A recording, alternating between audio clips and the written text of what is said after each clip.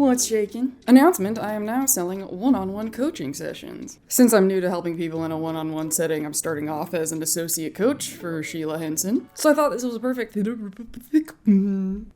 announcement was the perfect time to talk about a subject I've wanted to talk about for a long time, long before I actually decided to start coaching myself, and that is the topic of coaching. ADHD coaching, neurodivergent coaching, ADHD coaching, that kind of thing. So the first thing that I want to say right out the gate is that if you think that coaching, the profession that I am now doing, is unethical, I respect that.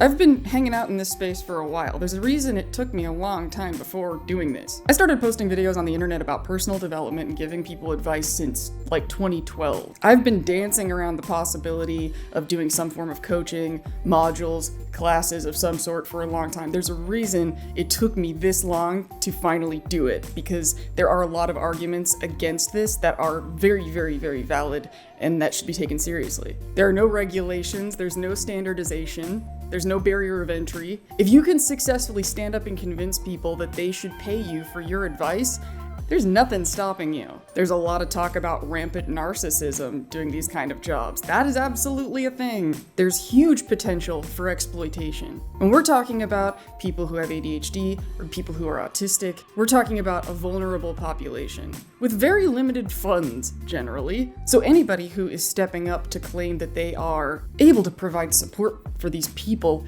has to take that responsibility very seriously. And it's true, there's not the same amount of oversight about things like privacy, confidentiality, but the most important point I want to make right now is that if you have done research to your own personal satisfaction, which is your own damn business, and you have come to the conclusion that this profession should not exist, or that it shouldn't be available to the public until there's more oversight, etc., whatever your reasoning may be, I want you to know from the bottom of my heart and soul that I respect that and I respect you. And I'm giving you the grace to assume that whatever your deliberation process was, that it was fair. Now, what I'm gonna humbly ask of you in return is to give me that same grace. I also did research to my own satisfaction. And not only did I come to the conclusion that this job was worth existing, but that was the best way for me to be spending my time in this life right now. And I look forward to spending a lot of the rest of this video talking about why I came to that conclusion. If you want to hear about that, you are totally invited. And now I'm deciding what order in which we should do this. Let's get auto-bio. Let's talk about the Lindsay backstory that put me here. I didn't know I had autism. I didn't want to work with autism. I knew exactly what I wanted to do since I was 7 years old. Pointed everything in my life to it, and that was to make films. My best friend since age 13 would be who is now ADHD coach Sheila. Sheila always knew since she was a kid that she was going to be helping people. Ugh, gross, right? But we were both really, really interested in why do people do the things that they do. I just wanted to make movies and tell stories about it, but as time went on, what I really got interested in was music videos. Shout out Alyssa Marie, No Strings Attached, the best music video I ever directed, but moving on. I love you, Alyssa. So I went to college for film, of course, but I had to take electives. They make you do that. They're like, no, you have to be interested in other things. Because I was autistic, I resisted. I was like, well, what else in the world would be valuable for me to learn other than the only thing I want to do in life? But you see, I always had this issue with self-control.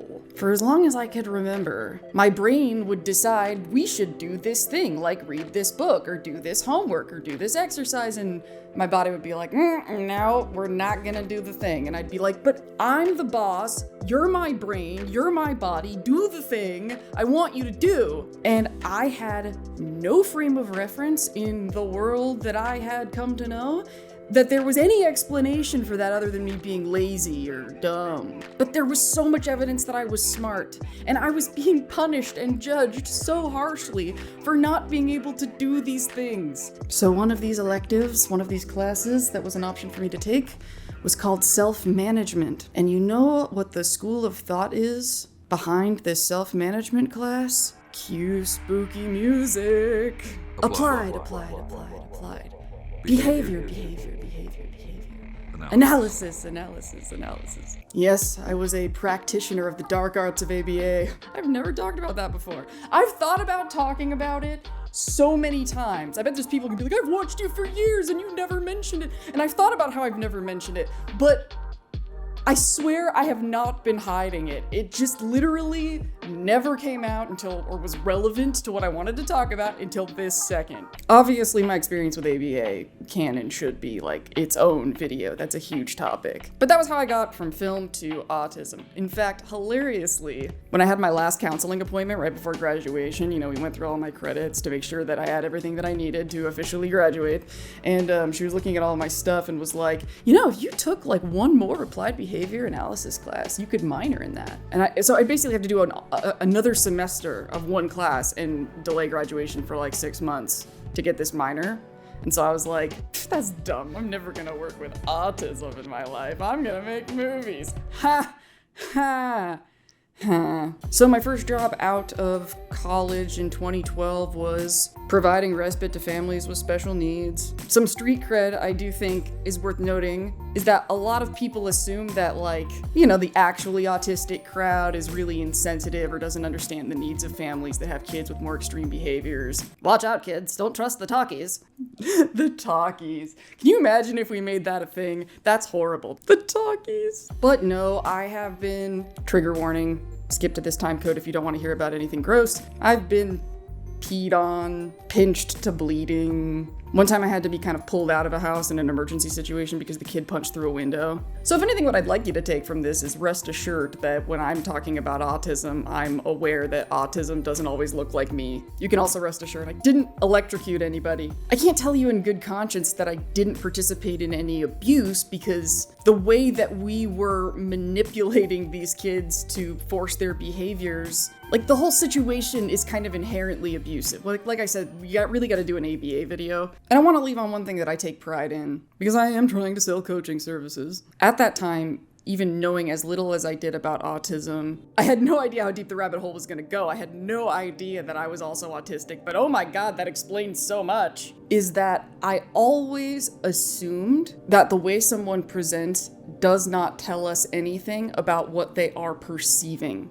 Just because you're not looking at me and just because you're not talking, that doesn't mean you're an object, you're a person, and I'm always going to try to bend the conversation to take into consideration that you're a person who deserves respect who's sitting there. Because the truth is, I knew I didn't know for sure. So if people were around somebody and talking about them like they weren't there, I would try to be respectful and afterwards look at them and being like, okay, we're going to try to, do the BAP this way and see how it works for you, but if it seems like you don't like it, don't worry about it. We're not going to keep doing it this way, or whatever it was. And I am really glad that I had that in me before I even knew how important it was. Because who knows, I could see one of those kids someday completely verbal and be like, thank you for not infantilizing me, because that shit happens. But I was just doing this for money at this point. I needed to make a living. Sheila was the one that was a lot more interested in that field. I put many more years into my Hollywood dreams, met some of my heroes, made some cool work, and then I burned out, moved back in with my mother. All the stuff with my mother would definitely have to be a whole other video. My story, if you check that out, that'll give you more insight about that whole thing. But devoting so much of my soul to the goals that I had before this point had basically collapsed my brain. That's an experience that I generally call the brain crash, but it was a severe autistic burnout. I had very rigidly constructed a mask that was unsustainable, and so I kind of had to rebuild my entire personality. And a lot of it really is, the longer it's been 3 years or so since that point, and I feel like I pretty much know who I am at this point, but it was this big chaos in my mind that I had to start cleaning up. In the process of trying to clean up my mind, that's when I discovered I was autistic. That's when I discovered that I had ADHD. I started getting really good at devising a lot of these little solutions, so I started making my own TikTok videos, and I was telling Sheila about these solutions that I was working on, and then she started using them for her clients and telling me this is really resonating with people, you should really be developing this. And all of it came from a place of trying to fix my own life. I wasn't trying to become an ADHD autistic coach, I was trying to figure out how does a person with my brain make movies. But once I had that language and that understanding of what being ADHD means, what being autistic means, I was able to develop realistic expectations for myself and let go of things that I thought would make me happy that wouldn't. Because without the understanding of what ADHD or what autism is, then when you see something, you might be able to identify this makes me unhappy, this upsets me, blah, blah, blah. But if you don't have an understanding of this is a thing that upsets autistic people, then when you're trying to diagnose what's wrong with the situation, you're not going to be looking at things. Like, for example, I didn't know I was as sensitive to sound as I am. Because of interoception and alexithymia kind of issues, we might be having sensory meltdowns without recognizing the connection between the sensory input and the emotional experience.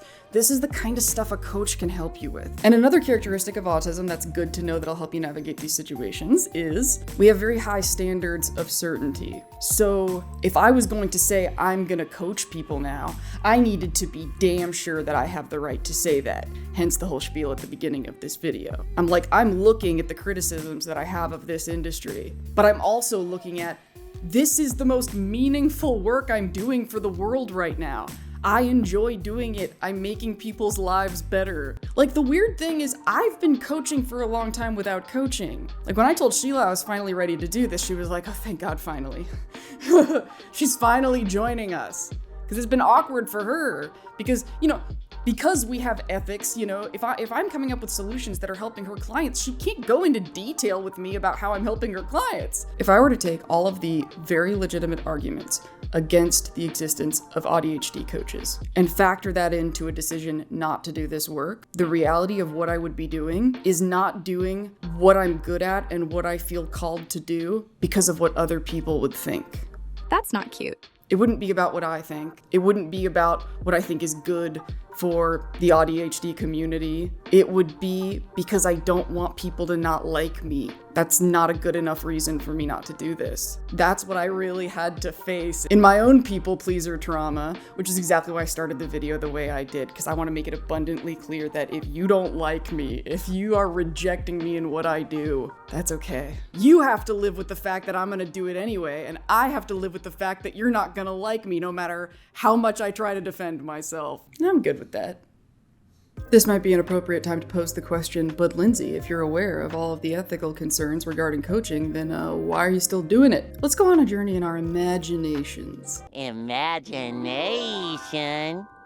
Let's say we were all in prison. Okay, I'm in prison, you're in prison, everybody's in prison. We're all falsely, unjustly imprisoned, and there's no getting out. There's no getting out. And let's say a little group of prisoners are like, okay, we're gonna start like a club, and we're gonna organize educational classes and workshops to maybe develop new skills, earn degrees, or even just stay mentally engaged. Make the most of things. So the prisoners are there on the yard trying to get organized. Somebody walks up and goes, hey, what are we doing at this meeting? One of the organizers goes, we're learning stuff and teaching stuff and enriching our lives the best we can despite the circumstances. It's pretty cool. You want to join us? And then the person who asked the question scoffs, rolls their eyes, and storms angrily away saying, you're not gonna help us escape? Then how the fuck are you gonna help us? Now the people in the group are looking at each other like, what the fuck is that person's problem? Like, yeah, it would be awesome if we could escape, but we can't. So we're doing what we can do, which is figure out a way to make it not awful in here. That's how I feel whenever I see a comment on a coach's page of somebody who's mad that the services cost money. Capitalism is a prison. We're all in it, and none of us are getting out. Coaches give people so much free material. 90% of my work output is going to be free material. That's why it makes sense to sell the coaching sessions. The content, the videos, all of that will be available to anyone at any time. But if you want to have one-on-one time with me to talk about your specific issue, it's fair to charge for that. I mean, frankly, it's a pretty cringy, embarrassing narrative from the perspective of a lot of people trying to do this work. The assumption that the audience has that there's like this haves and have-nots. Like the people in the comments are the people, and the people creating the content are the system or something. But we don't live in that media landscape anymore, y'all. Coaches have coaches. If coaching was a scam just to exploit people and take their money, then why would coaches hire other coaches? Think about that. In fact, this idea of this top-down narrative of like the people who know stuff and the people who don't know stuff, I think that's also a big part of the misunderstanding of coaching and what the job actually does.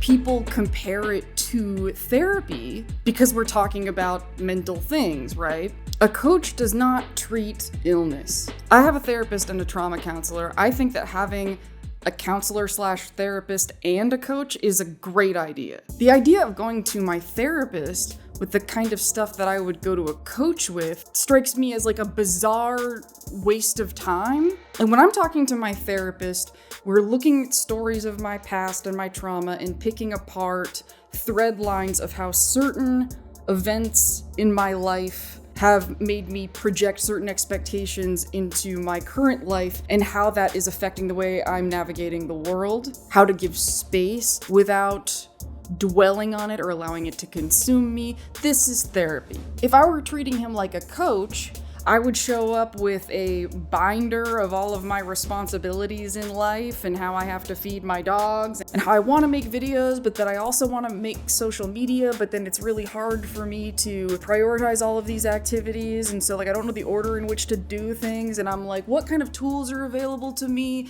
to organize? It's a lot more like a home organizer or like an office organizer. Like basically they want to know about how you live your day-to-day life, things that are too much or too little for you to figure out how to basically optimize. Look at what your needs are for your space and make sure that space meets those needs. Like I should come after whatever you worked out with your therapist. Like with the therapist, you may have figured out that you're really scared of dogs because you have this childhood trauma, but your partner has a dog. So then you and your partner would come to somebody like me and be like, how do we organize our lives in a way that we're sensitive to her fear of dogs? See what I mean? I feel like it's a lot clearer and easier for me to see, being that now that I'm working as a coach and I've hired coaches before, and my best friend is a coach, and I have a therapist and a trauma counselor, it's just, I see the contrast so regularly that it's just not controversial for me. But here's something that is. Certification. There's no barrier of entry. Anybody who is good enough at convincing the public that they know stuff about ADHD and autism can just get up and do it. That can be really rough on people who want people to take their job seriously. Yeah, there is a part of me that wishes that there was some sort of certification, some way to establish validity of people's teachings. But y'all, it's just going to take time. There are ADHD coaching certification courses out there, but who the hell knows what they're based on? There isn't any kind of certification with standards where every ADHDer of every color, of every background, of every perspective has come together and gone, yep, that's the standard for ADHD support that works for every single one of us. Great job, neurodivergence heroes. All we do have is a bunch of people who have decided that their standard is appropriate for everyone else and that everyone should strive to live up to it. Or at the very least, it's so good that it's worth it to pay them money to prove to the world that you are certified to teach it. It's just obnoxious. It just comes off as really egocentric. I would love it if there were standards that we could all agree to hold ourselves to, but that just doesn't exist yet.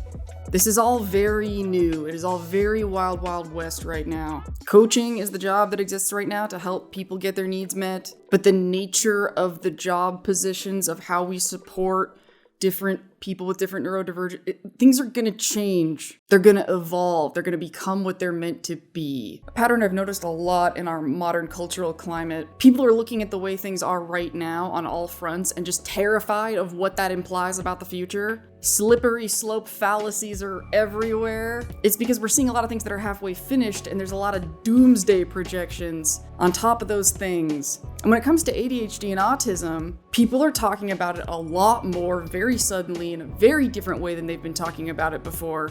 And that strikes the general population as a trend or a fad. I mean, think about it. What we're talking about here is a huge subset of the population that has been among us every day, all over the place, that have characteristics that we haven't put the proper name to, and now we're doing it all at once, and it's everywhere. That's an embarrassing thing for society to admit they've been overlooking this whole time, but they have. And they'll see.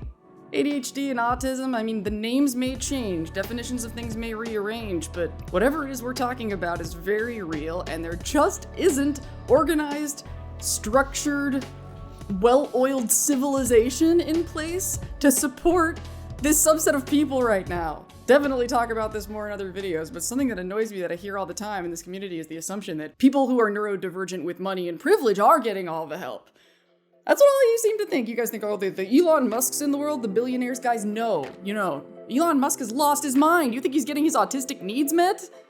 Elon Musk is not the picture of how a healthy, needs met, well-adjusted, autistic person behaves. I'm gonna have so many comments about that, but a part of me wants to leave it in on principle. You wanna know what kind of ADHD autistic support billionaires are getting? Then look at the kind of healthcare that Henry VIII was getting. It doesn't matter how much money you have in a world that doesn't have the science and research to support your needs. The reason why coaches exist, the reason why so many people without the right credentials are leaping up and saying that they can help you is because someone's gotta do it. We're on the front lines. We're gonna humiliate ourselves. Remember, I did ABA.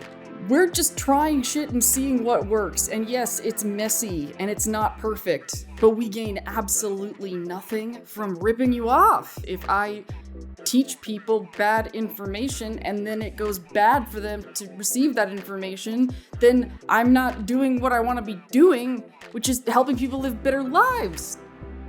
I sincerely think that the healthiest approach to take is to decide for yourself what you believe a coach should do, what you believe a doctor should do, and then choose a coach or a doctor accordingly. There are lots of people that trust coaches more than doctors. There are people who trust doctors more than coaches. And if you're wondering why would anyone trust a coach more than a doctor, it's important to remember that when somebody is dubbed a doctor, it isn't because the almighty hand of God came down and was like, your information is better than everyone else's information. No, like there's a system that was agreed upon by a group of people. It's a real thing. It's just not a holy thing. And that thing was... It's a lot of white men, guys. That's all I'm saying.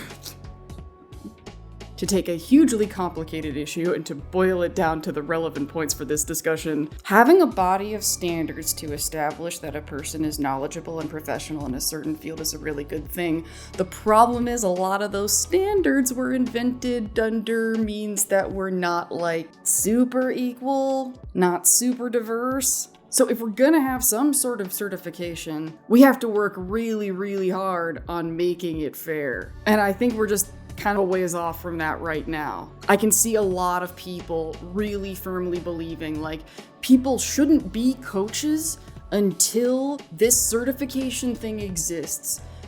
I'm just telling you, seeing it up close, it's gonna take so much longer, and so many people are gonna suffer for so much longer, needlessly waiting for that to get tied together. It just makes more sense for people to accept coaching help at their own risk, and for us to uphold a culture of coaches that take our responsibility to those people seriously. But that's just how it seems to me right now. Definitely let me know what you think. If you're willing to share coaching stories that you've had, experiences that worked, that didn't work, why you do or don't agree with coaching, I just ask that you be respectful. If there are any little bits and pieces about my backstory that you want to hear more about, let me know. That'll help me prioritize what topics I should make videos about. One-on-one coaching is available. There is a limited time deal that I don't remember specifically at the time of this recording, so behold, post-production magic. I've also started a Kajabi community,